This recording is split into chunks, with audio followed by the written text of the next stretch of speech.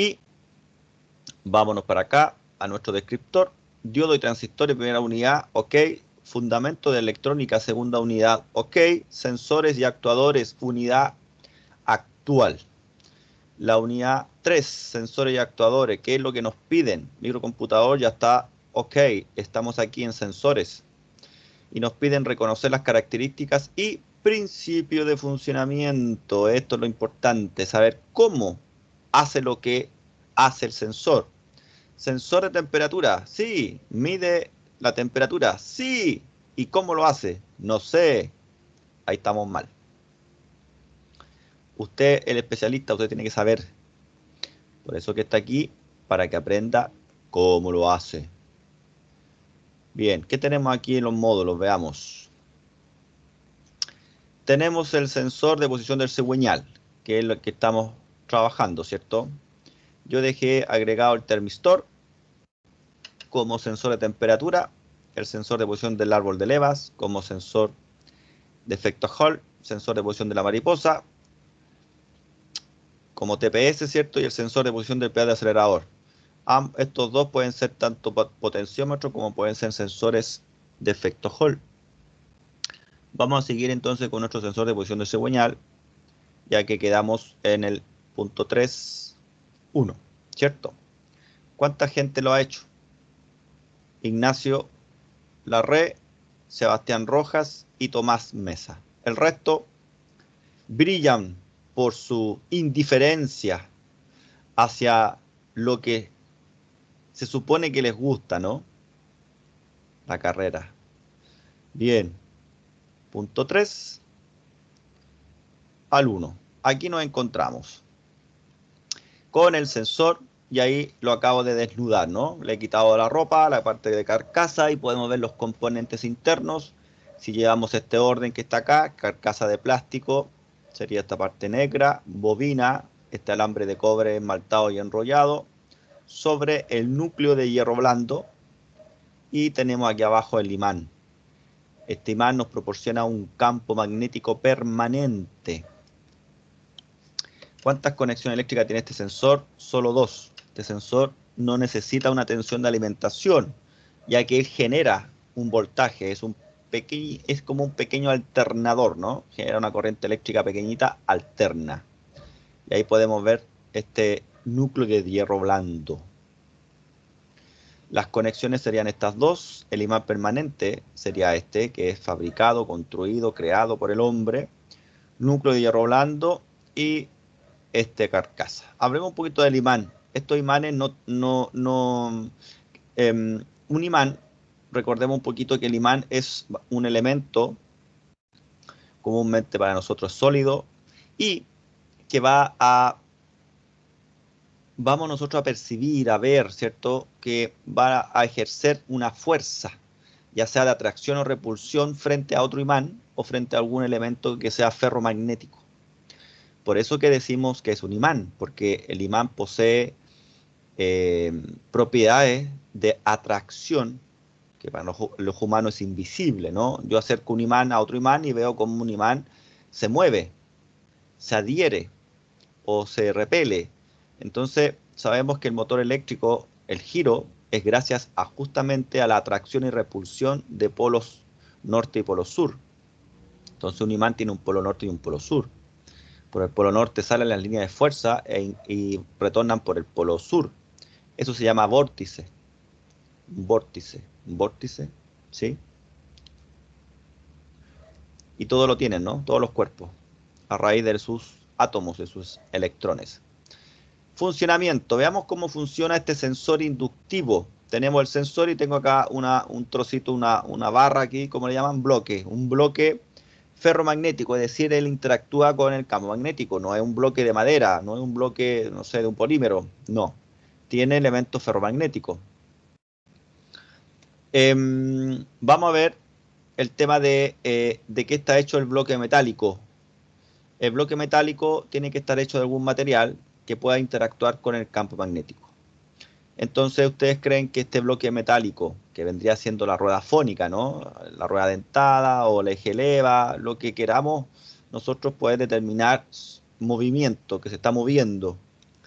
¿De qué está hecho el bloque metálico? ¿De un imán permanente? ¿De un mal conductor magnético o de un buen conductor magnético? La última, ¿no, profe? Debería, ¿cierto? Un buen conductor magnético para que cuando yo haga esto pueda crear aquí un movimiento del campo magnético que después se va a ver. Para medir este sensor, el sensor de posición de cigüeñal del tipo inductivo, recordemos que esto de sensor de posición de cigüeñal es un nombre de fantasía. Este sensor yo lo puedo colocar donde yo quiera. Si quiero lo coloco en mi bicicleta, tal cual, en mi bicicleta. En mi bicicleta. Y lo coloco de tal manera que apunte, no sé, a los rayos de la bicicleta. Y en mi bicicleta le coloco un trozo de metal. Y cuando yo comience a andar en mi bicicleta, en estos dos terminales voy y le conecto, no sé, un LED. Y cuando gire la rueda, va a estar aquí produciéndose lo que se llama inducción electromagnética, generando una corriente alterna y el LED va a encender. Tal cual. Es un pequeño generador. Entonces basta con que yo lo conecte a los dos terminales. De esa manera yo puedo medir la resistencia, si yo quisiera, podría medir la resistencia del sensor, que aquí no está habilitado, porque debería marcar unos 200 ohms. ¿Cómo podría medir el voltaje? Pero tendría que yo estar moviendo esto. Eso lo va a ver después, aquí no está habilitado para hacer eso. Solamente aquí nos están pidiendo conectar el multímetro.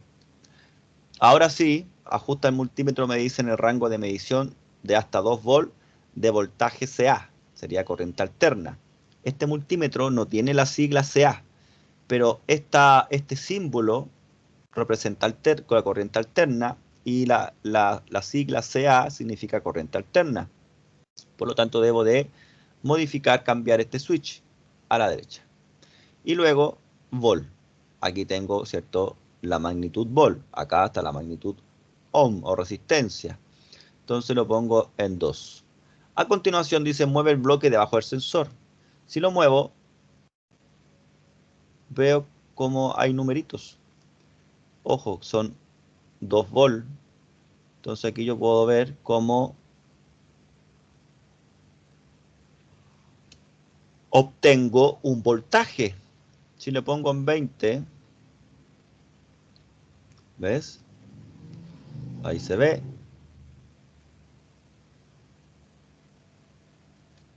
Ok. ¿Qué sucede si se mueve el bloque debajo del sensor? ¿Se genera un voltaje? ¿Se genera una resistencia? ¿O no sucede nada? Se genera un voltaje. Claramente, ¿cierto? Se genera una tensión alterna. Por eso que aparece aquí el signo menos, mira. Bien, alterna. ¿Qué sucede si se mueve el bloque debajo del sensor más rápido?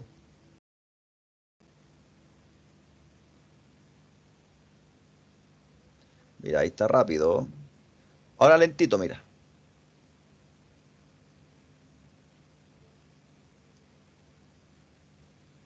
Rápido. ¿El voltaje generado se reduce? ¿El voltaje generado aumenta? El voltaje generado permanece igual. Aumento. Exacto. Por lo tanto, ¿para qué vamos asociando esto? Recordemos el alternador, nuestro querido alternador, ¿no? Nuestro generador de corriente eléctrica en el vehículo. Si el alternador, mientras mayor son las RPM, mayor tensión obtenemos. Por eso que el alternador tiene un circuito regulador de tensión, caja reguladora, como le quieran llamar. Si de lo contrario, a medida que aumentamos la RPM, el voltaje llegaría a 80, 90, 100 volts fácilmente. Entonces, si yo muevo rápido o lento, voy a obtener una tensión proporcional a las RPM. A mayor RPM, mayor tensión. Es igual que el aerogenerador, ¿eh? Estos aerogeneradores, estos generadores por el viento, ¿no? También, mientras mayor viento hay, más generan, porque trabajan en el mismo principio, trabajan por inducción electromagnética. Ahora veamos si el sensor ¿Qué ocurre cuando yo dejo el bloque quieto abajo? Coloca el bloque debajo del sensor y déjalo ahí. ¿Qué voltaje se genera? Bueno, la verdad que no se genera voltaje, ¿cierto? Muy bien. Entonces, no sabe el sensor, no podemos con este sensor determinar que un bloque esté al frente de él.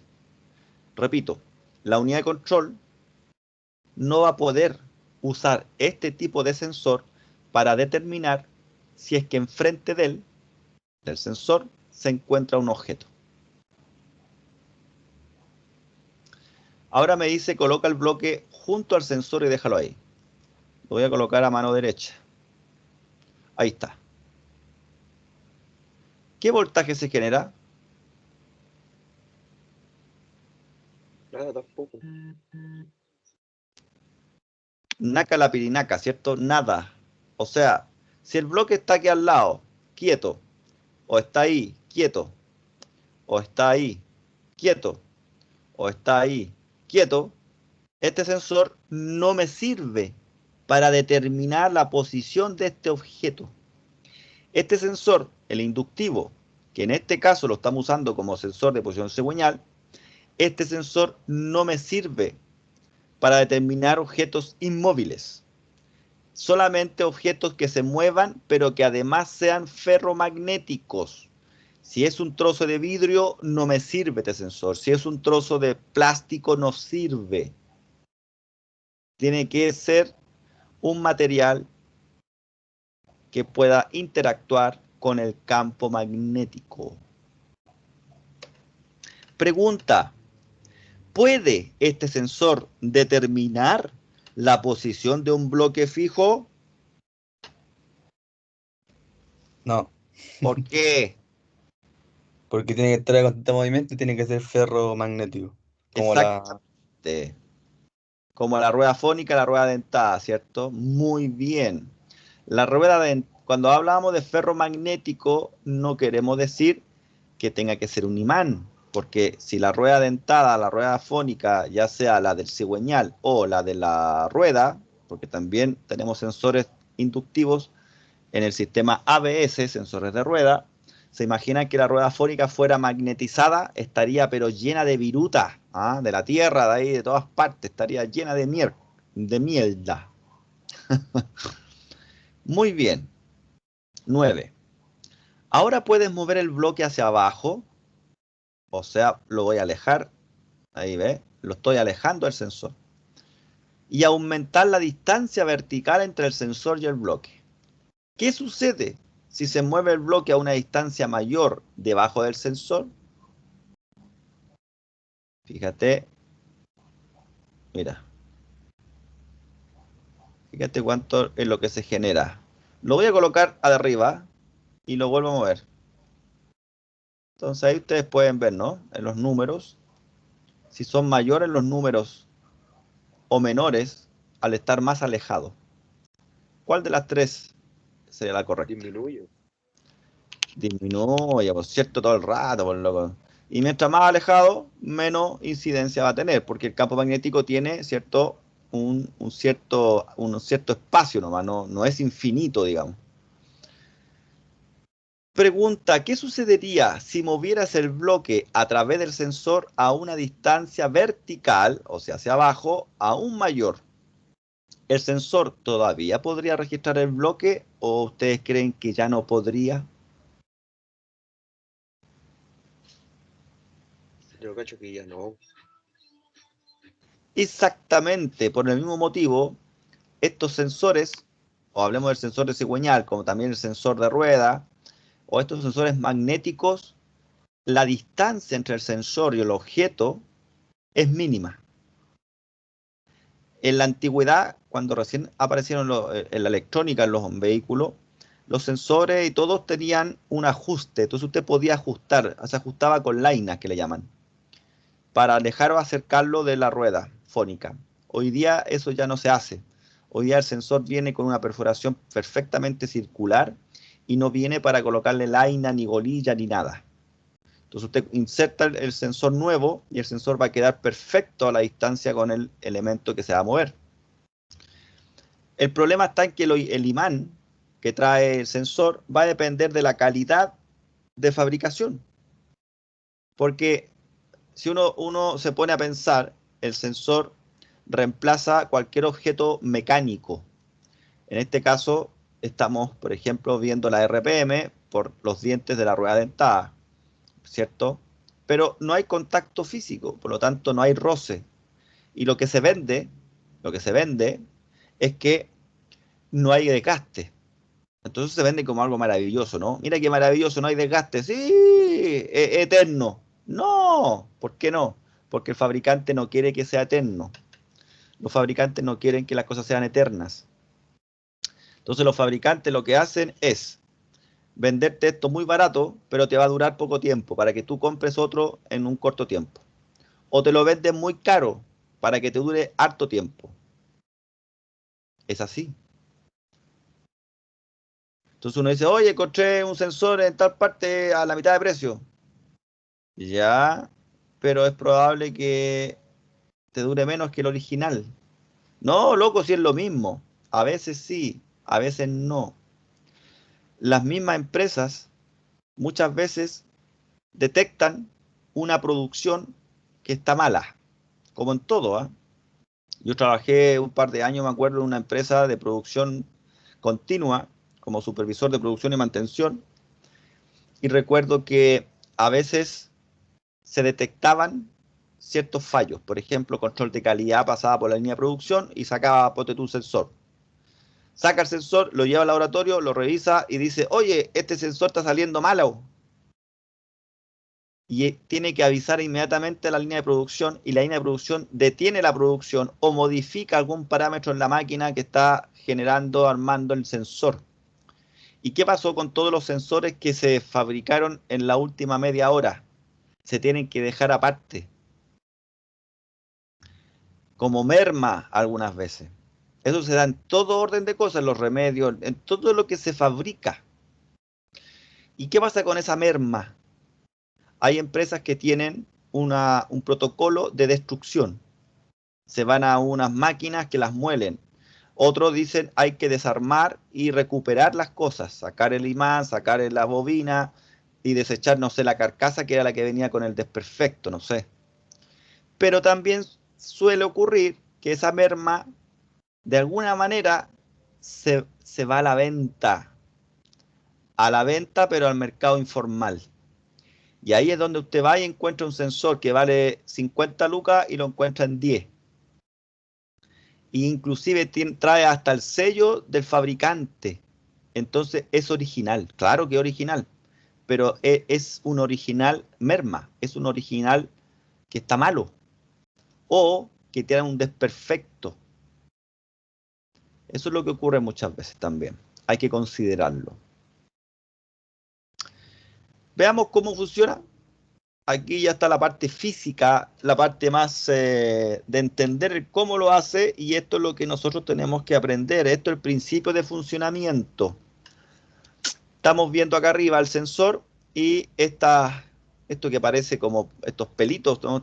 Un peine. Este peine lo que está haciendo es moverse porque se está moviendo esta rueda dentada. Entonces, ¿por qué se mueve? Porque es atraído, o sea, es atraído por la rueda dentada. Entonces, de alguna manera quiere abrazar al diente y mantenerlo, pero el diente se mueve, entonces ahora abraza al que viene. Y así va abrazando al que viene y al que viene. Ese, este movimiento hace que las líneas de fuerza que ustedes ven acá están pasando a través de la bobina, ¿se fijan? Porque como son fuerzas invisibles, entonces pasan a través del material de cobre. Y eso hace que se reordenen internamente los átomos, los electrones, por el campo magnético. Bien. Y aquí podemos ver la intensidad del campo magnético. La intensidad de campo tiene que ver con el campo frente a un diente. Veámoslo acá. Dice campo magnético. El campo magnético sería el campo de fuerza. Y este campo magnético, campo de fuerza, se compone de todas estas líneas dibujadas que se llaman líneas de fuerza magnética, que por lo demás nacen por el norte del imán y luego retornan por el sur del imán. Dice que un campo magnético cambiante, ojo, esto es importante, recordemos de que si no cambia el campo, no hay corriente eléctrica. Y para que el campo cambie, tiene que haber movimiento como lo que estamos apreciando acá. Un campo magnético cambiante induce un voltaje en la bobina del sensor. Cuando hablamos de inducir, hablamos de que mediante el corte de línea de fuerza, en los extremos de la bobina, acá arriba, en los dos terminales, vamos a obtener un voltaje que es alterno. Dice que abajito aquí en la pantalla se muestra la intensidad del campo magnético. Mayor intensidad, menor intensidad, mayor, menor, así va. A medida que un diente se acerca al sensor, la intensidad del campo magnético aumenta. Ahí va aumentando hasta el máximo y después disminuye. Cuando el diente está justo delante del sensor, el campo alcanza su máximo. La intensidad de campo disminuye de nuevo a medida que el diente se aleja del sensor. Pregunta, ¿cuándo se produce el voltaje más alto en la bobina?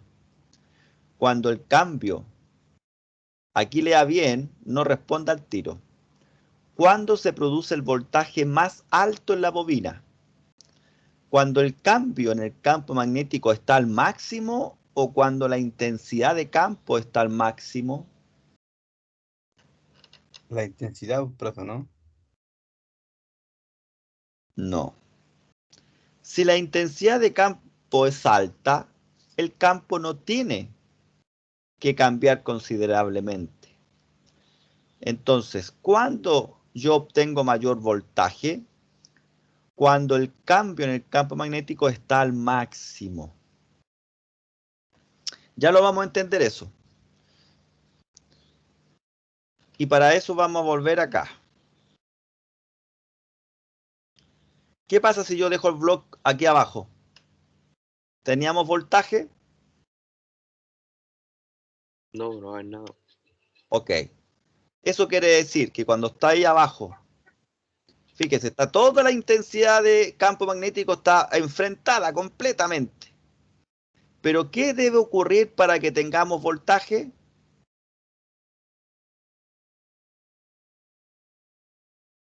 Movimiento.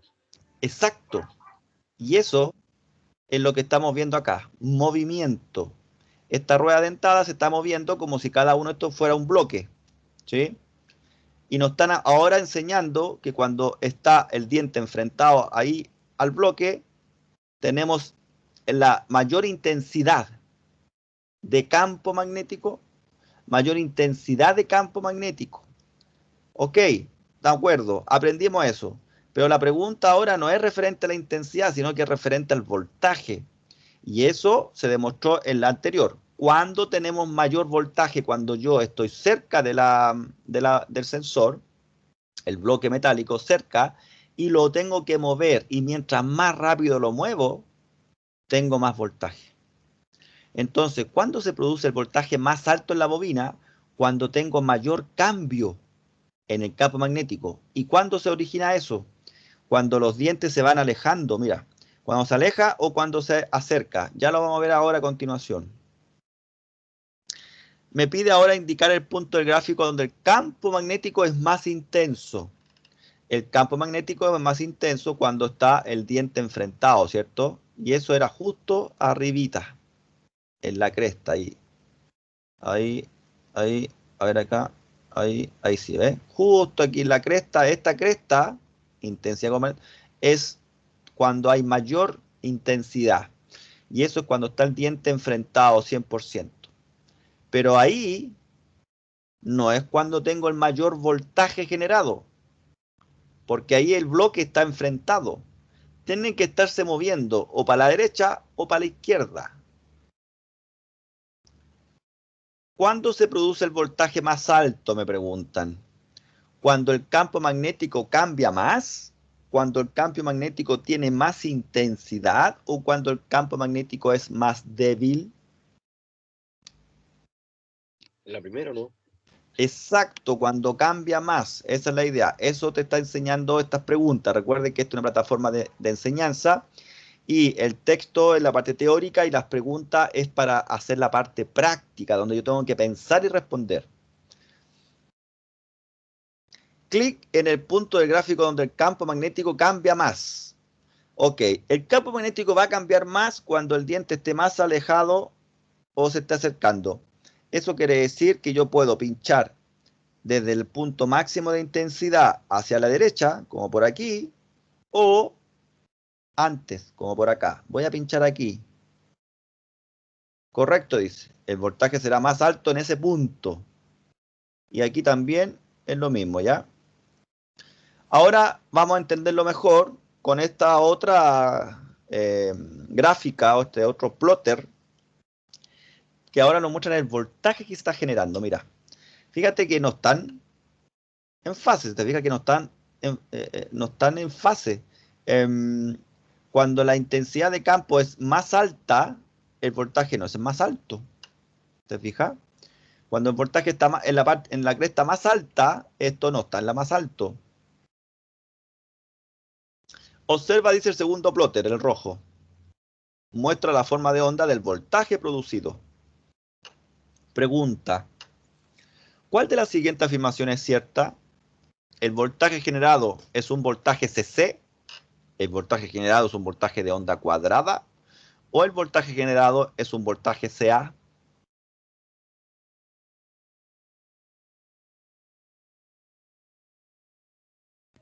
La última. Correcto, es un voltaje de corriente alterna, ¿cierto? CA, corriente alterna, CC, corriente continua.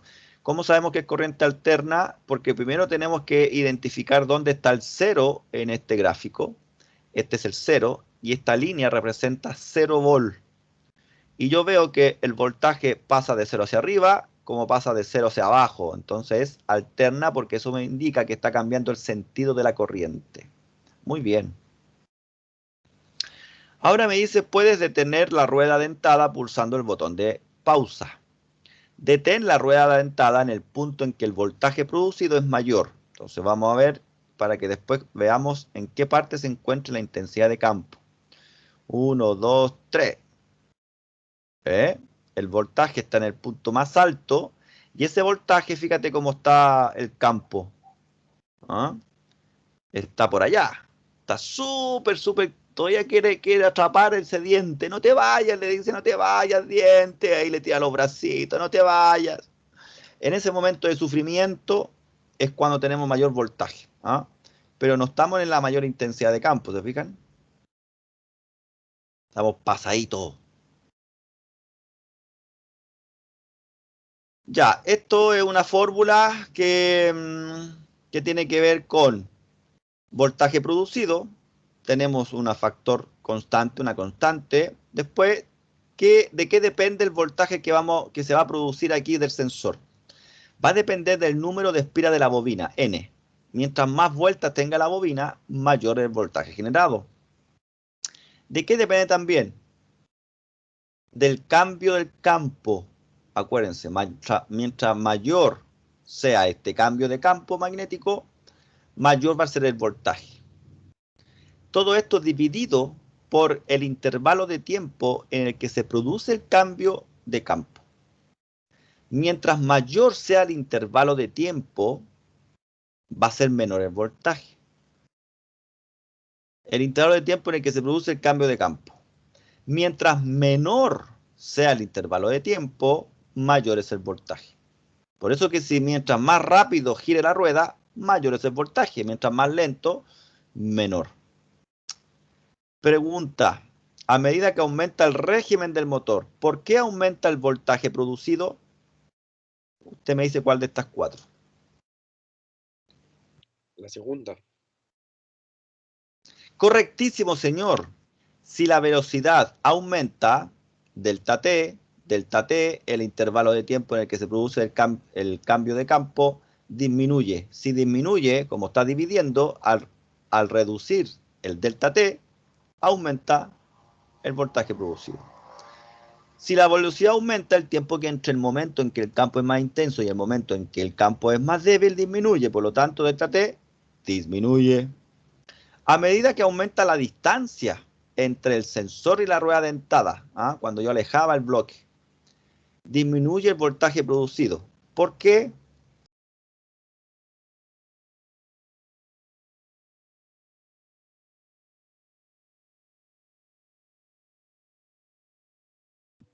Creo que es la última, porque disminuye el campo. Veamos. Correctísimo, señor. Según aumenta la distancia entre el sensor y los dientes, delta. Creo que, ¿cómo se llama esa letra griega? ¿Se acuerdan o no? Parece que es teta esa, ¿no? Letras griegas. Realmente no me acuerdo, profe. Letras griegas comunes. Alfabeto griego común. Ahí está. Aquí la vamos a encontrar, estoy seguro. ¿Cuál era?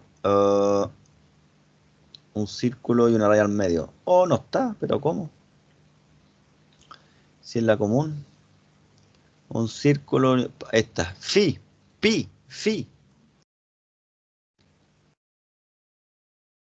Y la confundí con esta, ¿viste? Teta.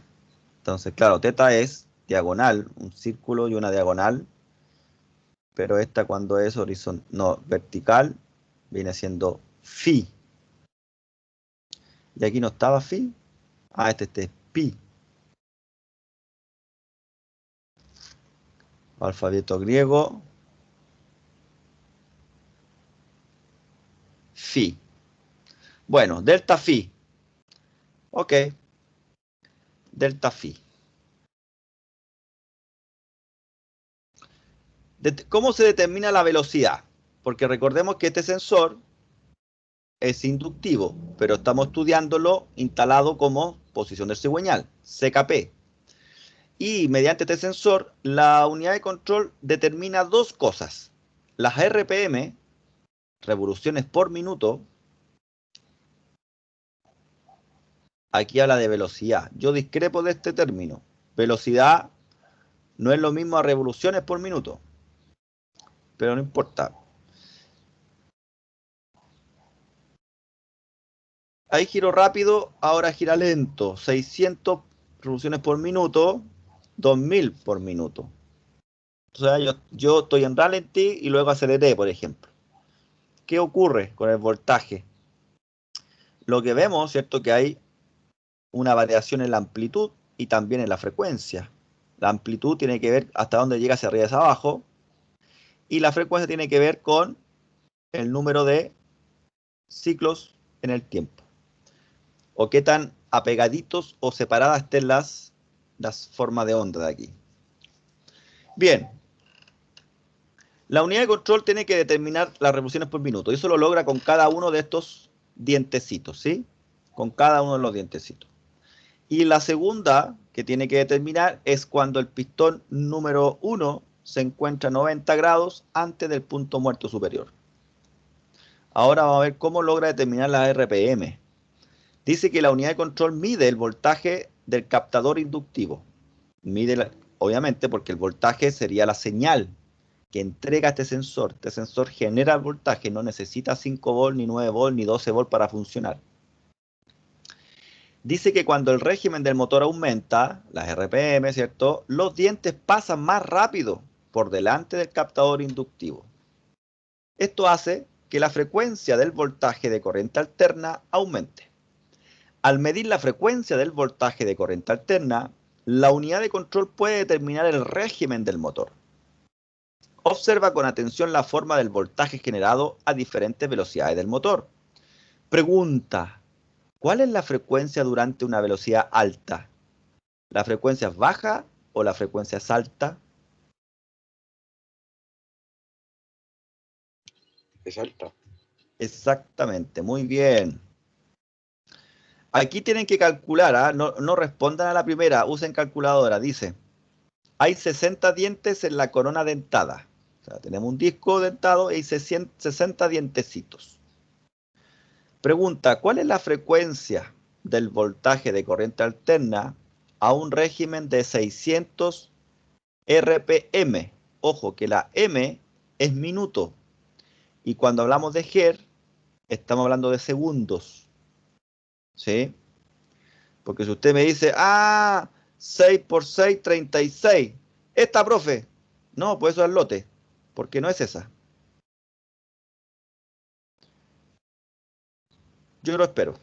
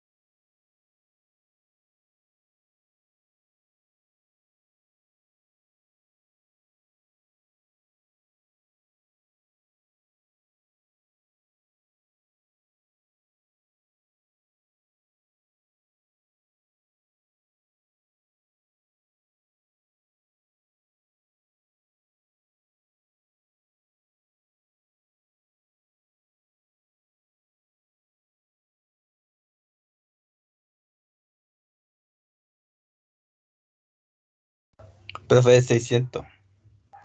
600 Hz, veamos. Muy bien, señor. Excelente.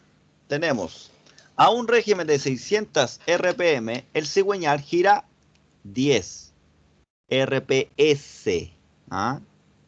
10 revoluciones por segundo. Cada revolución produce 60 pulsos. Por lo tanto, el número de pulsos es 10 por 60. Excelente. ¿Cómo determina la unidad de control la velocidad entonces? ¿Lo hace midiendo la altura del voltaje generado? ¿Lo hace midiendo la resistencia del sensor? ¿O lo hace midiendo la frecuencia? Mide la frecuencia, profe, ¿no? Exactamente, vos, amigo mío. Eso es lo que mide, la frecuencia.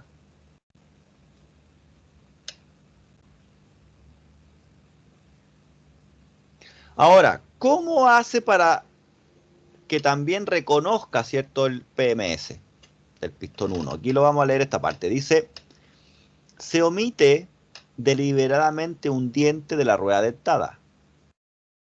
Este diente faltante se encuentra directamente delante del sensor inductivo. Ahí pasó. Cuando el cigüeñal está a 90 grados antes del PMS. Mira, ahí está. Ahí faltó un diente. Mira, ¡ay, no hay diente! Entonces ahí como que se queda esperando, ¿cierto? La línea de fuerza están como esperando que aparezca el siguiente diente. Y ahí hay un espacio, un tiempo. Ahí lo vemos, mira. Ahí se ve ese tiempo, Cómo se ensanchó. Este diente faltante se encuentra directamente delante del sensor inductivo cuando el cigüeñal está a 90 grados antes del PMS del cilindro 1. Debido a esto, hay un breve instante en el que ningún diente pasa por el sensor inductivo. La unidad de control reconoce este diente faltante por la frecuencia de desviación y ahora sabe que el cigüeñal está a 90 grados antes del PMS del cilindro 1. En función del número de dientes que ha pasado después del diente faltante, la unidad de control siempre puede determinar la posición actual del cigüeñal. Observa con atención la forma de onda del voltaje producido. Ahí está el voltaje producido. Cada diente produce un pulso de voltaje. El espacio entre los dientes produce un pulso de voltaje diferente. ¿Cuál, pregunta, es la posición del cigüeñal cuando el espacio entre los dientes está situado directamente delante del sensor inductivo? ¿90 grados antes del PMS del cilindro 1? ¿Directamente en el PMS del cilindro 1 o 180 grados antes del PMS del cilindro 1? 90, profe. Muy bien, señor. Entonces así también sabe la posición del pistón. ¿Y por qué tiene que saber la posición del pistón 1? Porque si bien vamos a tener un pistón que está arriba, el otro pistón va a estar abajo, el otro pistón va a estar arriba, el otro pistón va a estar abajo, ¿cierto? De acuerdo al diseño del cigüeñal. La unidad de control es quien controla o quien estaría determinando cuándo producir la inyección de combustible y en el caso de gasolina, la inyección y además la chispa o el arco voltaico con la bujía. Eso lo tiene que realizar en cierto momento, porque si lo hace cuando estamos en, no sé, en escape, no puedes inyectar en la carrera de escape, ¿cierto? Tiene que inyectar en la carrera, por ejemplo, de admisión, en el caso del gasolina, o cuando genera la chispa, cuando el pistón Profe, va a subir, ¿sí? entonces podríamos decir que si dejamos un sensor inductivo, este sensor mucho tiempo en un vehículo puede causar hartos daños al vehículo, ¿Cómo así? porque envía mal la información. Ah, no, no es que envíe mal la información. Lo que esta información está correcta. De hecho, acuérdese que el microcomputador tiene internamente lo que se llama conversor. Entonces ese conversor va a tomar esta señal analógica, alterna, o como fea, como le queramos llamar, pero la va a transformar en señales digital, en 0 y 1 igual. No hay problema. Lo que pasa es que este sensor inductivo no es amigable para la electrónica digital, que es la que usamos nosotros todos los días. Pero en su época fue el rey, de hecho todavía se usa. Y este es muy viejo. Hay varias marcas que ya lo han reemplazado por el sensor de efecto Hall, por el sensor magnetoresistivo. Y estos sensores sí son capaces de reconocer cuando el bloque está delante, o está a la derecha o está a la izquierda. Son sensores más avanzados que se usan en un hardware más avanzado y son vehículos más caros o simplemente más actualizados. Lo que estoy explicando acá es que la unidad de control tiene que saber la posición de los pistones para saber cuándo inyectar o cuándo generar el arco voltaico. Entonces, mediante este sensor del cigüeñal y mediante esto de reconocer el punto muerto superior, le permite saber cuándo el pistón está arriba, el 1, porque basta con saber dónde está el 1, para saber dónde está el 2, el 3 y el 4. Pero aquí nos falta otra información, y eso es lo que yo estaba explicando. Nos falta la información de qué carrera está ese pistón. Porque el pistón puede estar arriba, pero puede estar arriba porque está en carrera de escape, o puede estar hacia arriba porque está en carrera de compresión. ¿Cómo determinamos entonces en qué carrera está? Mediante el sensor del eje de leva. Mediante el sensor CMP, este sensor de efecto Hall. Mediante este sensor, la unidad de control utiliza esa información más la del sensor de posición del cigüeñal, que es la que estamos viendo ahora, para saber cuándo inyectar y cuándo generar el arco voltaico. Profe, tengo un auto que sabe que de repente no partió más, hace y no pasa nada. ¿Qué cree usted? ¿Revisó el CKP y revisó el CMP? No, profe. ¿Por qué cree usted, profe, que pueden ser esos los tan involucrados? Porque si la unidad de control no sabe dónde está el pistón ¿Va a inyectar? No. ¿Va a generar chispa? No, porque no sabe cuándo. ¿Y por qué podría no saber dónde está el pistón? Porque falló el sensor de cigüeñal, el CKP. O falló el CMP, el eje leva, entonces no sabe si cómo están las válvulas, si están en cruce, si están a admisión, en escape, no tiene idea. Entonces, simplemente el motor no arranca. ¿Vale? El sensor de cigüeñal es imprescindible para que el motor pueda arrancar, para que la unidad de control pueda alimentar de combustible, porque uno ¿qué hace? Oye, no arranca. Ya, chuta, bueno, a ver, déjame pensar, para que un motor de combustión funcione tiene que haber combustible, tiene que haber chispa. Ya, oye, fíjate si está inyectando. ¿Cómo lo veo? Vete en las bujías, po. Ve si las bujías están mojadas. Y ahí va, usted saca la bujía. No, no está mojada. Chuta, entonces no está inyectando, po. A lo mejor es problema de la bomba. Típica respuesta de los mecánicos. Entonces, ¿qué hago? Veo la bomba. Sí, pues parte por ahí, pues. ¿Ah? Típica respuesta. Parte por ahí, pues. Y parte usted para atrás, saca el asiento de atrás, traía unas cuestiones pegadas, usted las despegó, sacó la tapa que venía todo con un sistema ahí para poder estar hermético el depósito de combustible, le sacó la gomita, le sacó toda la cuestión, sacó la bomba. ¿Y ahora qué hago? Mídela, pues no sé, pruébala. ¿Y cómo la pruebo? Que ya se me olvidó todo eso que aprendí en INACAP. Mide la resistencia, ve los carbones, no sé. Bueno, todo lo que estoy narrando es lo que comúnmente hacen y es lo que está mal. No tengo para qué sacar la bomba. Si yo la puedo probar, le puedo probar el caudal, puedo sacar la manguera que llega al riel y ahí hacerlo como sale en los manuales de servicio. Por eso que es tan importante el uso de manuales de servicio. ¿Vale? Pero bueno, estamos en electrónica, así que no me voy a meter tanto en los manuales de servicio hasta el próximo semestre cuando estemos en diagnóstico, ¿ya? Bien, entonces, ¿cómo sabe la unidad de control la posición del cigüeñal entonces? 90 grados antes del PMS, el voltaje tiene una frecuencia más baja. 90 grados antes del PMS, el voltaje tiene una frecuencia más alta. O 90 grados antes del PMS, el voltaje generado es menor. Yo creo que la primera, ¿no, profe? La frecuencia es más baja, correctísimo, ¿eh? La unidad de control identifica el hueco del diente a partir de la frecuencia diferente de la señal y no de la magnitud del voltaje. Entonces, ¿de qué se preocupa? Del ancho del pulso y no de la altura del pulso. Así trabaja la unidad de control con este tipo de sensor. Aquí vemos cuánto aprendieron. ¿Qué afirmaciones sobre el sensor del cigüeñal son ciertas? El sensor del cigüeñal mide, perdón, el sensor del cigüeñal mide el régimen del motor. Sí. Bien.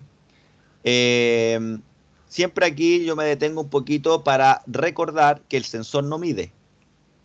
Quiero recordar que los sensores no miden.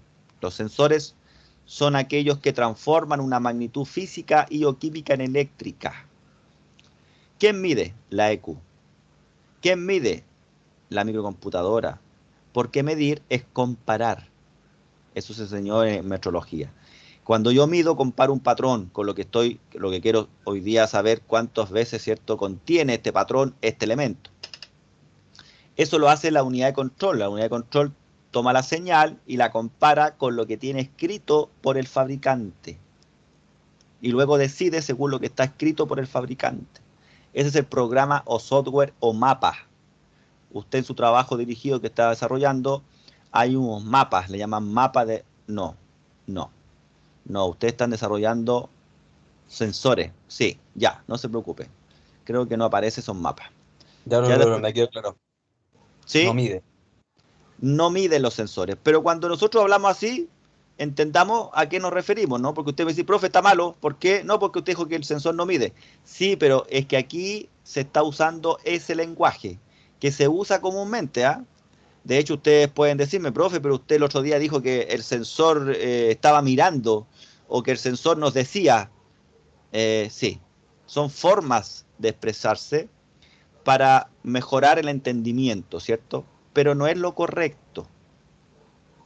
Pero uno lo hace para que sea más fácil de entender. ¿Ah? La manzana me otorga satisfacción con su juguito. La verdad que la manzana no me otorga nada, porque la manzana es una fruta, ¿cierto? Pero es una forma de expresarse. Aquí es lo mismo. ¿El sensor del cigüeñal mide el régimen del motor? Sí. ¿El sensor del cigüeñal es un actuador?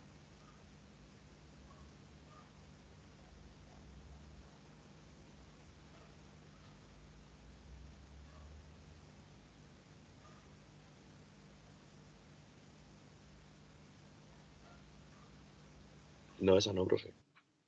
¿El sensor del cigüeñal mide la posición del cigüeñal? Sí. ¿El sensor del cigüeñal genera un voltaje de corriente continua? No. Muy bien, entonces ahí tenemos clarito las dos funciones, ¿no? Primero, una función es permitir que la unidad de control determine el régimen del motor, la RPM, mediante cada uno de los dientecitos. Y la segunda es que determine la posición del cigüeñal, es decir, la posición del pistón 1. No sé por qué le llama posición del cigüeñal, porque en realidad es la posición del pistón. Muy bien. Entonces ahí terminamos con lo que habíamos partido la clase pasada, que sería el sensor de posición del cigüeñal. ¿Cierto? Sí, profesor. Vamos a mirar una cosita. Déjenme ver si estamos iguales a el otro curso con respecto a estos módulos que están acá. Fundamentos. 741 tiene menos. 731 entonces. Esta ya. Ahí está.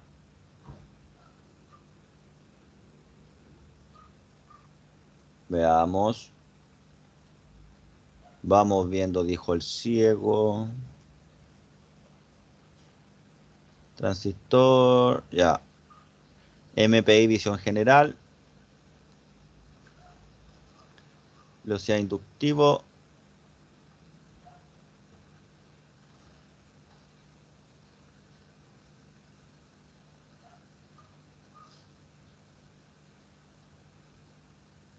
Ya, ahí están igualitos.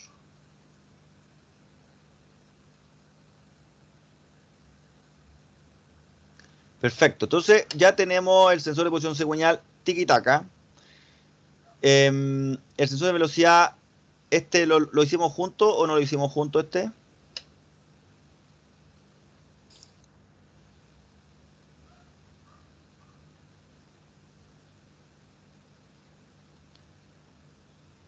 Ya, este es casi lo mismo que el que vimos recién.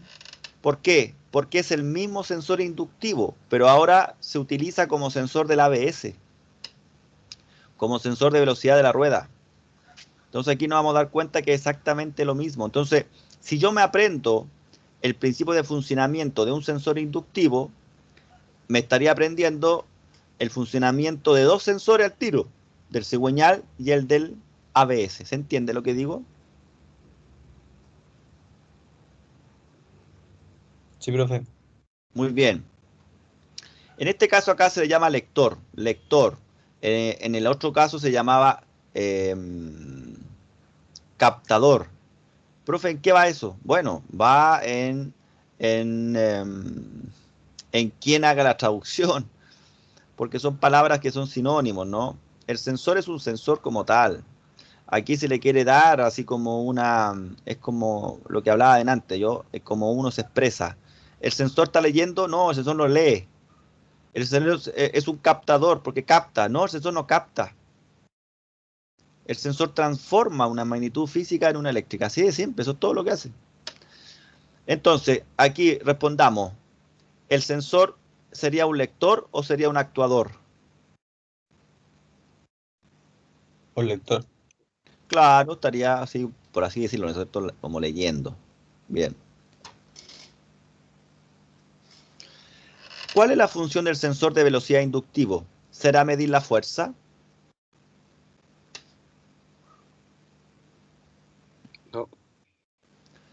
¿Será medir la aceleración y deceleración de la rueda? Sí. ¿Medir la presión del neumático? No. ¿Será medir la velocidad de la rueda? Sí. Muy bien, se fijan todo lo que tenga que ver con movimiento, rotación. Disco de freno, ese. Eje de transmisión, ese. Sensor, ahí está. Rueda dentada, ahí está. Les recuerdo que esto está habilitado hace ya 2 semanas para que ustedes lo hagan. Y todavía solo un alumno ha hecho esto. Traten de hacerlo para que aprendan. Imán, el imán sería ese. La bobina sería esa. Denme un segundito. Denme un segundito.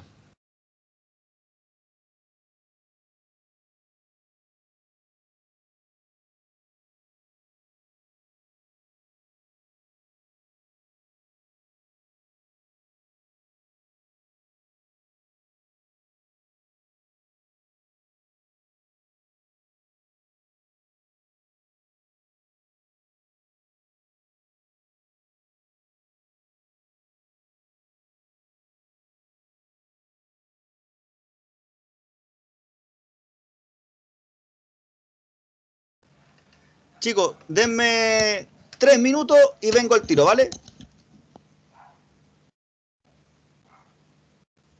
No, profe. Vale, gracias.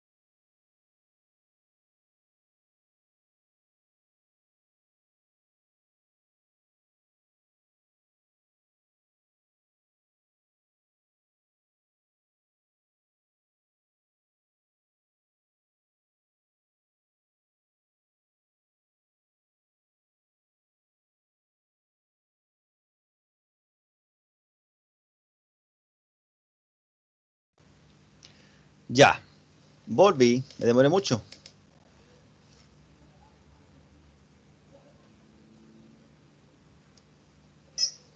¿O me demoré poco?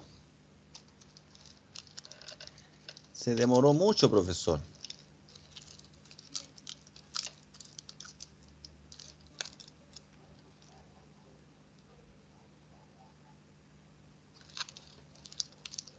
Ya, ¿hay alguien o no? ¿O se fueron? No, sí, ahí está, profe. Sí, yo creo que Vale. llego 3 minutos, ¿no? Ya, gracias, porque como están ustedes 3 nomás, pues si se me va uno de ustedes, se me va un 30% del curso. Oye, Neo, cállate, anda a jugar allá. Ya, sigamos entonces. Estábamos acá, ¿no? Estábamos revisando nuestro sensor de velocidad, que también es un sensor inductivo, ¿no? Y ahí están los componentes, ahí tenemos y la carcasa sería esa parte. Y nuestro símbolo, ¿no? ¿Cuántas conexiones tiene? 2. Porque es un sensor inductivo, nada más que 2 conexiones. Y el campo magnético, acuérdense de lo que vimos anteriormente.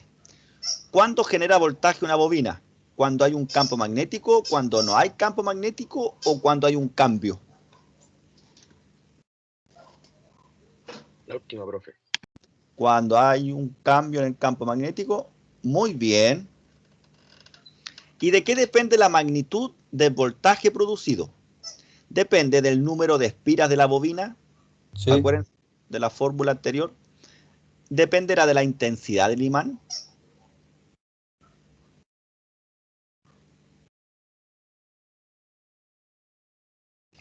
También, profe, sí, igual depende de eso. Exactamente, muy bien. ¿Dependerá de la forma de los dientes? No. ¿Dependerá del tamaño del entrehierro?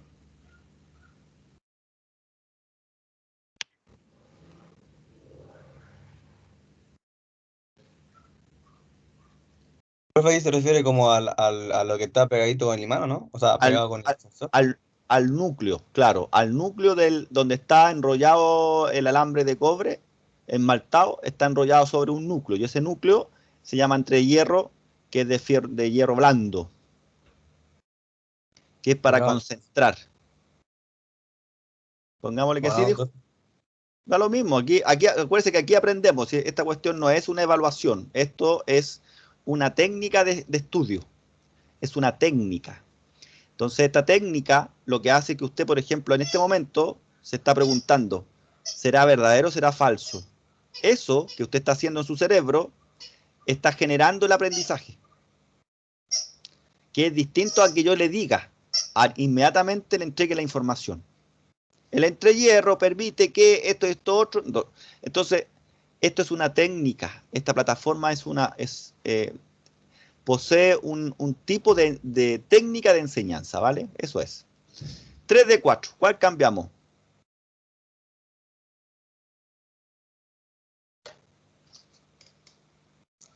La última, yo la creo. forma de los dientes. Muy bien, la forma de los dientes. Excelente, bien. Excelente, Profe, excelente. ¿en qué depende eso? Porque la forma del diente, por ejemplo, si este diente tuviera otra forma, nos daría otro voltaje. Otro voltaje. Eso quiere decir, entonces, si es delgadito, daría un voltaje como bajo. Distinto, exacto, sería distinto. Ah, Efectivamente, ya. efectivamente, sí, sí. Yo aquí quería colocar simulador, inducción electromagnética. Entonces, creo, no sé si fue aquí que encontré uno ayer.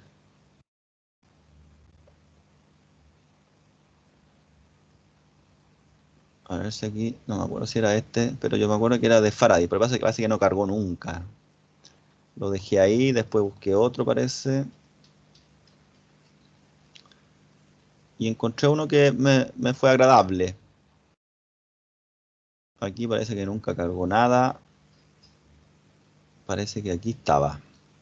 Y aquí está, ¿ves? Inducción de... Ah, pero que aquí era para... No era para los dientes, parece que era para demostrar el corte de línea de fuerza nomás. Era esta. Corte de línea de fuerza.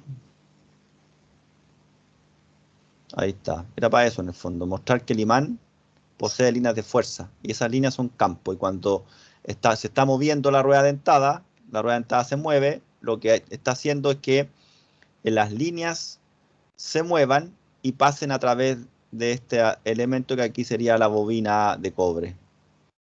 Entonces, ese campo nosotros no lo vemos, es artificial, ¿no? También yo puedo mover el alambre, claro. De acá, ¿viste? Este nunca, no, si este nunca funcionó. Ya, pero sí, efectivamente tiene que ver la forma, nos va a entregar finalmente el voltaje. Entonces tenemos, ¿de qué depende el voltaje que produce el sensor? Depende de cuántas vueltas tiene la bobina, sí. de qué tan poderoso sea el imán, por supuesto. La forma de los dientes, también. El tamaño del entrehierro, también. Todo eso influye para tener mayor o menor cantidad de voltaje. Y aquí usted se va a acordar, mire. Pregunta, ¿cuándo se produce el voltaje más alto en la bobina? ¿Cuando la intensidad de campo está al máximo o cuando el cambio en el campo magnético está al máximo? La segunda. Exacto. Muy bien. Clic en el punto del gráfico donde el campo magnético tiene más intensidad. ¿Se acuerdan que era arribita, no? Ahí está. ¿Cuándo se produce el voltaje más alto?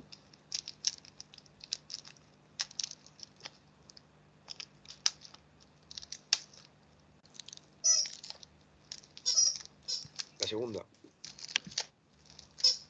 Cuando el campo magnético cambia más. Perfecto. Cambia más o aquí o acá, ¿cierto? Perfecto. ¿Cuál sería la respuesta correcta?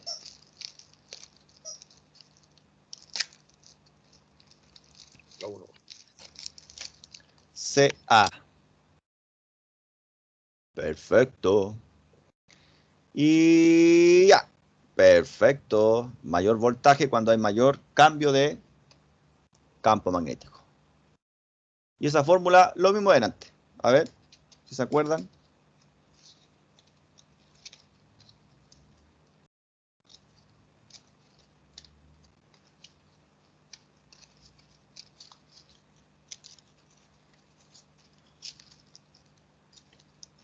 Porque disminuye el tiempo.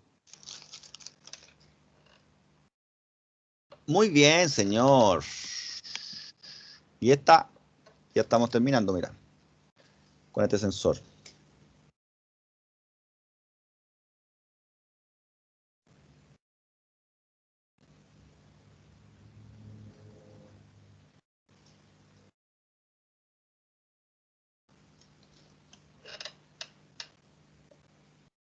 Es la última. Delta phi disminuye. Muy bien, excelente. Entonces, acabamos de ver el sensor inductivo. El sensor inductivo dentro de los sensores era uno de los primeros, ¿no? Principio de funcionamiento. Vamos a mirar esto en nuestro... Aquí en la nube, asignaturas. Nos vamos a electrónica automotriz. Aquí, otoño 2021 creo que era. No. En electrónica, no. En material, ya estoy ordenando estas carpetas. En la tercera. Y la tercera unía documento recurso número 3. En este documento de recurso número 3 vamos a tener los sensores, ¿verdad? Ahí está, los sensores. Y dentro de del principio de funcionamiento, el divisor de tensión eléctrica utiliza los sensores como el termistor, que todavía no lo hemos estudiado, pero el que estudiamos ahora fue el inducción por bobina. Inducción por bobina se emplea para la medición de velocidad y posición, como la rotación. Para su funcionamiento, emplea la ley de inducción para medir estas variables físicas, generando en su salida bipolar una tensión eléctrica alterna, ¿cierto? Que es proporcional a la variación en el tiempo de un flujo magnético, phi. La variación de flujo necesaria para la generación de la tensión de salida se obtiene por movimiento o rotación de las piezas de material magnético dulce dulce o duro. Punto.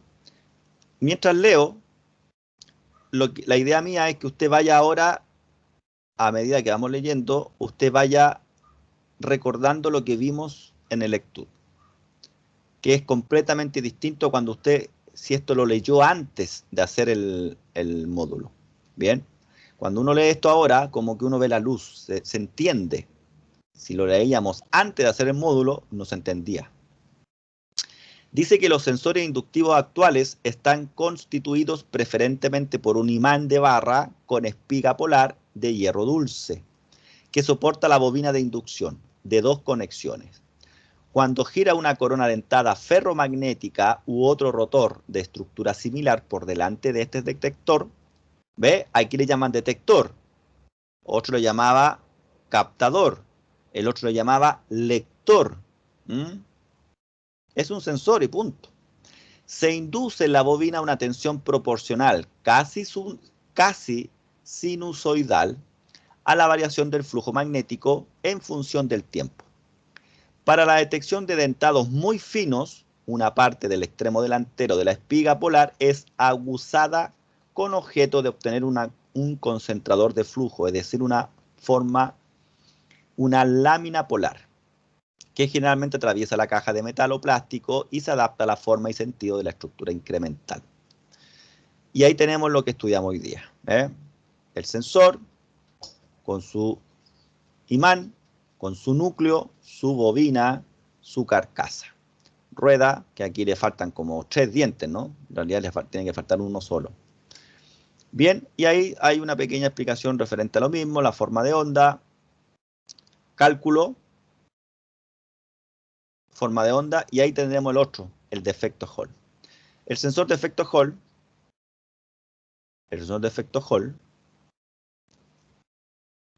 va a ser distinto. ¿Por qué es distinto? Porque el sensor de efecto Hall no es inductivo, pero sí es magnético.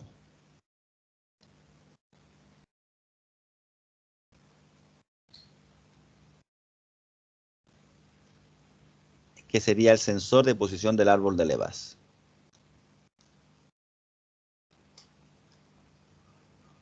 Funcionamiento del sensor de posición del árbol de leva, que es lo que nos pide el descriptor.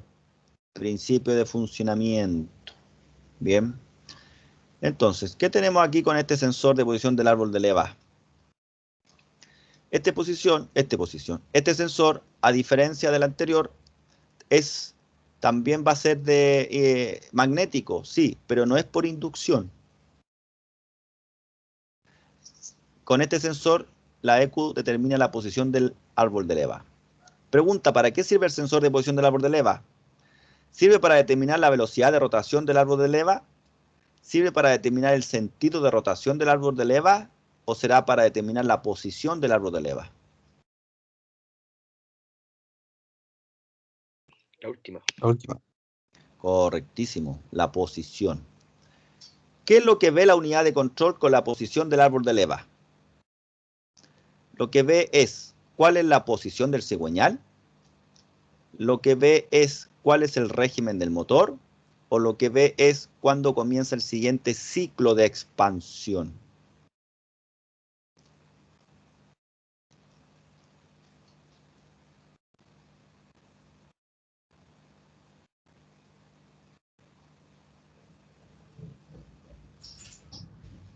La primera, pues no, profe. Este sensor está midiendo la posición del eje de leva o está midiendo abajo la posición del cigüeñal. No, arriba.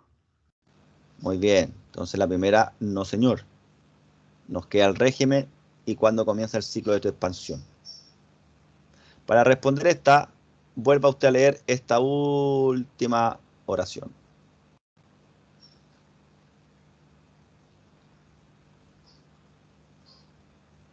La última, profe. Muy bien, correcto. Sin la posición del árbol de levas, la unidad de control no ve ninguna diferencia entre la carrera de admisión y de expansión y la carrera de compresión y de escape.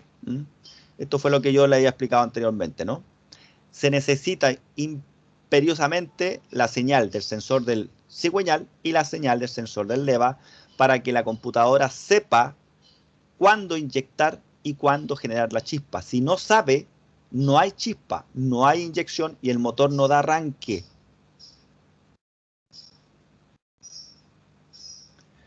¿Dónde estaría ubicado entonces nuestro sensor del eje leva? Volvemos acá, usamos nuestro escáner, ¿cierto? Haga esto por favor usted, realícelo. Busquemos el sensor del leva.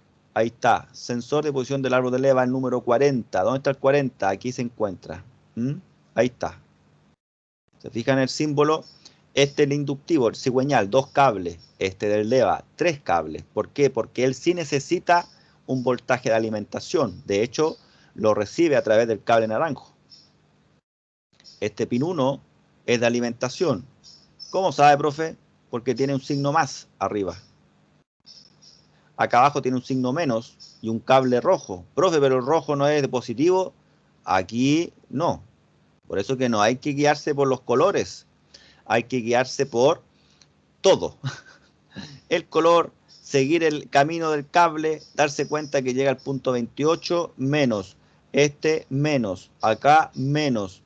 Acá, todo esto es un negativo común de varios elementos. ¿Sí? Y si yo pincho el 40, obtengo información técnica. ¿Ve? 5 volts de alimentación. ¿Y la señal se mide con el tester? No.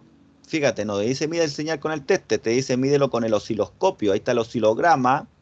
Y el osciloscopio habría que ajustarlo a 1 volt por división y a 50 milisegundos por división.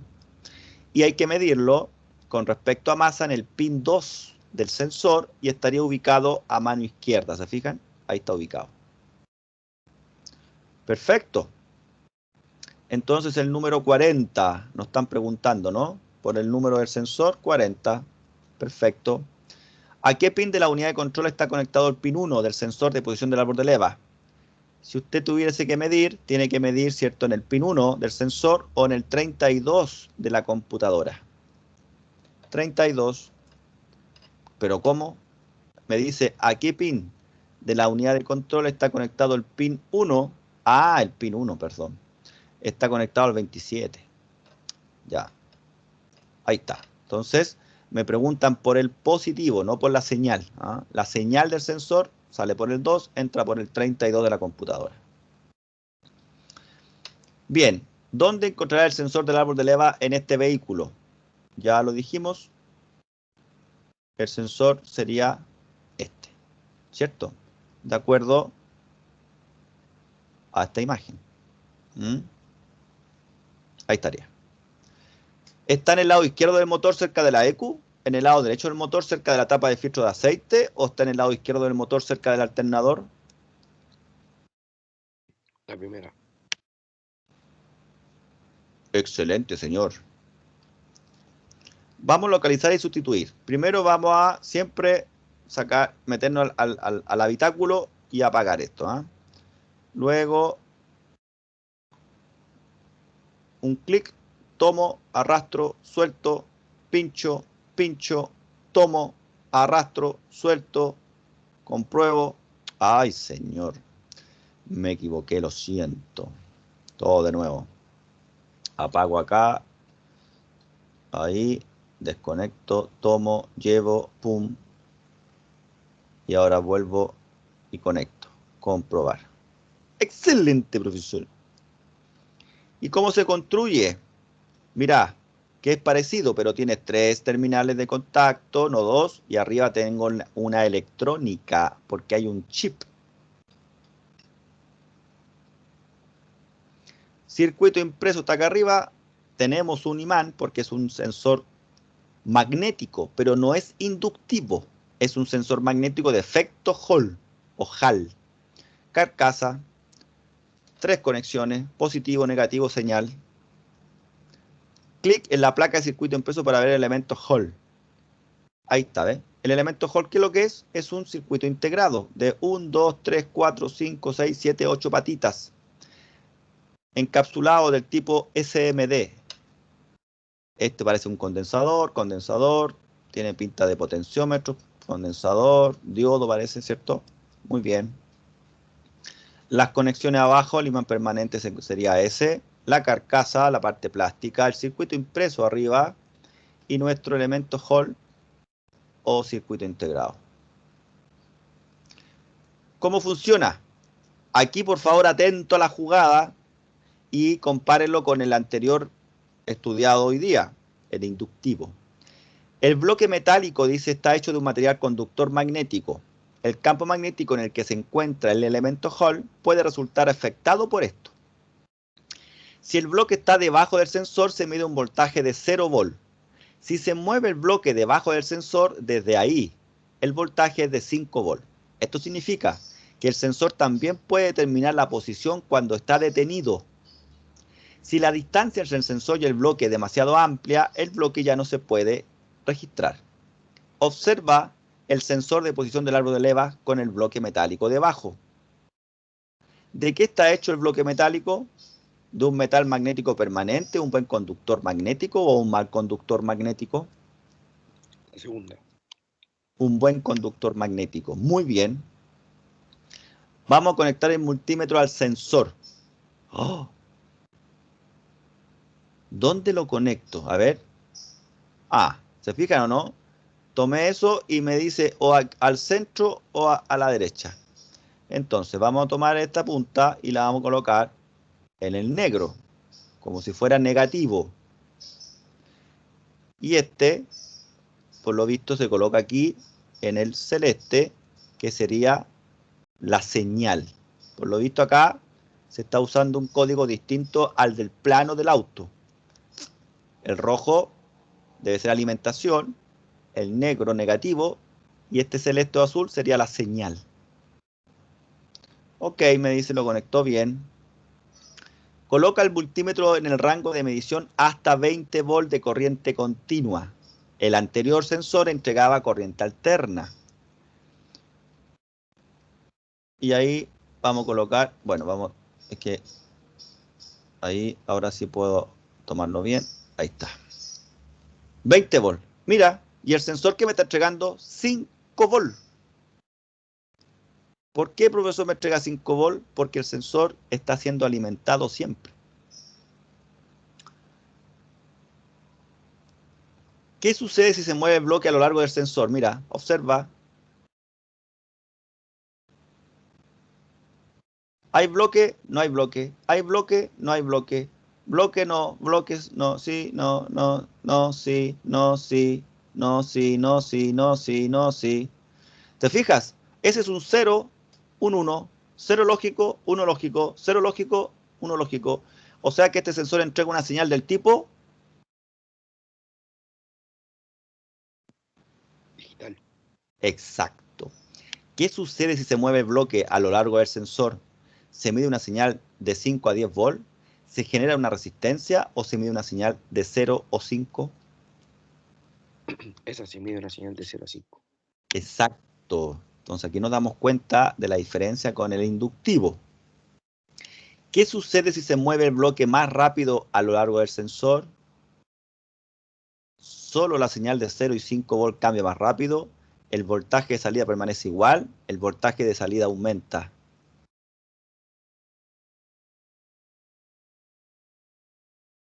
La primera. Exactamente, muy bien. Coloca el bloque debajo del sensor. ¿Cuál es el voltaje? 0. Correcto. Coloca el bloque próximo al sensor. 5.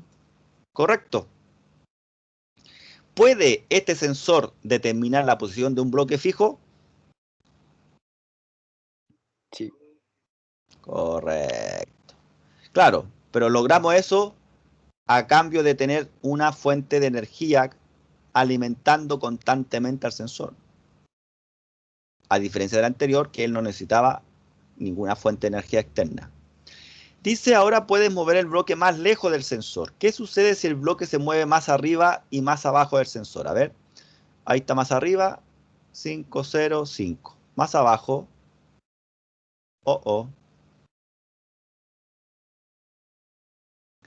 ¿Qué sucedió? ¿El voltaje de salida permanece en 0? ¿El voltaje de salida cambia constantemente o el voltaje de salida ya no cambia? La última. Excelente, el sensor ya no registra el bloque. Principio. Y ahí está. Tenemos 51, 52, 51, 52. Podemos medir el voltaje entre C y B. 51, 52, positivo, señal. Podemos medir la tensión de alimentación. 51, 52. positivo, negativo, señal. Y aquí estoy midiendo la señal con respecto a masa. Y aquí estoy midiendo la señal con respecto al positivo. Bien, ahí tenemos esas tres imágenes. Bien. Dice, a medida que el árbol de leva gira, el hueco, ahí está ese hueco, de la rueda de impulsos pasa por el sensor del árbol de levas.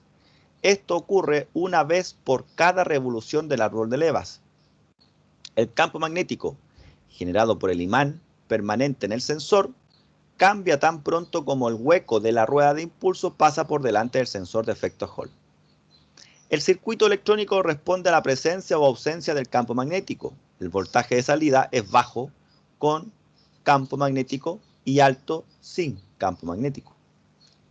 Puedes comprobar el voltaje de salida de un sensor de efecto Hall con un voltímetro. ¿Qué voltímetro está conectado correctamente? ¿Cuál de los tres? La conexión es igual que la que yo medí anteriormente. ¿Cuál fue la conexión que yo hice? Profe, eso sería para medir la señal que llega a la EQ, ¿cierto? Exacto. Entonces sería la tercera. ¿De acuerdo el resto? No sé cuánta gente hay, a lo mejor usted está solo ahora. Quiero medir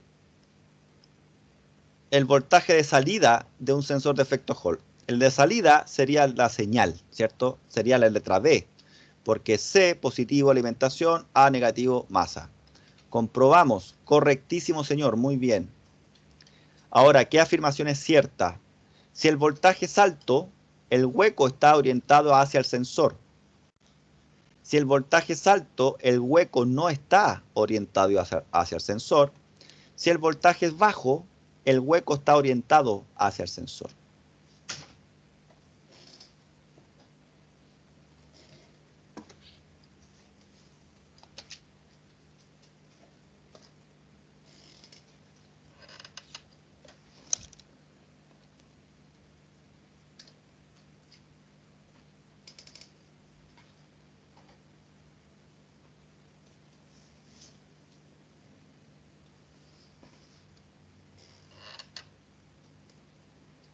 La primera, ¿no? Veamos. Muy bien, señor. Si el hueco está frente al sensor, se producirán 5 volts, que es lo mismo cuando yo alejé el bloque metálico. Si el hueco no está frente al sensor, el resultado será de 0 volts.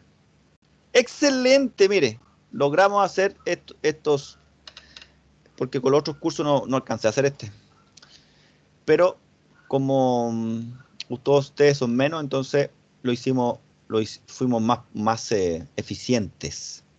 Bien, estimadísimos. Hoy día hemos revisado entonces el sensor inductivo, el sensor de cigüeñal y el sensor del árbol de levas, ¿sí? Revisamos 3.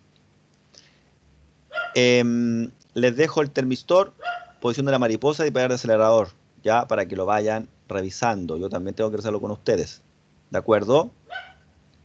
Muy bien. Duda, consulta, además de hambre. No, ninguna, profe. Perfecto. Súper. Nosotros estamos en este minuto, ¿cierto? Estamos avanzando en esta materia, que son sensores, pero acá no nos aparece el tipo de sensor, ¿vale? Entonces nosotros vamos a ver los sensores que son los clásicos sensores. ¿Y cuáles son los clásicos sensores, profesor? Los clásicos sensores son los que aparecen aquí, en visión general, MPI, visión general, que también lo hicimos, y en este módulo usted puede encontrar los sensores típicos. Sonda lambda de banda ancha, sonda lambda con calentador, caudalímetro o MAF, sensor del árbol de leva, sensor de temperatura refrigerante, sensor de posición del cigüeñal, sensor de detonación, sensor de temperatura del aire de admisión.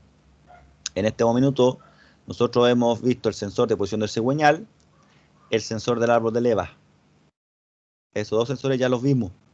El otro, profe, de velocidad, da lo mismo, ese pertenece a fuera del motor, pero yo lo agrego porque así aprenden más nomás y se dan cuenta que igual que del cigüeñal. Bien, estos son los sensores que tenemos que estudiar sí o sí, y luego, obviamente, los actuadores. Bien, en eso estamos. Ok, termino la grabación entonces para que podamos ir a almorzar, detener la grabación. Detenemos la grabación. Bien.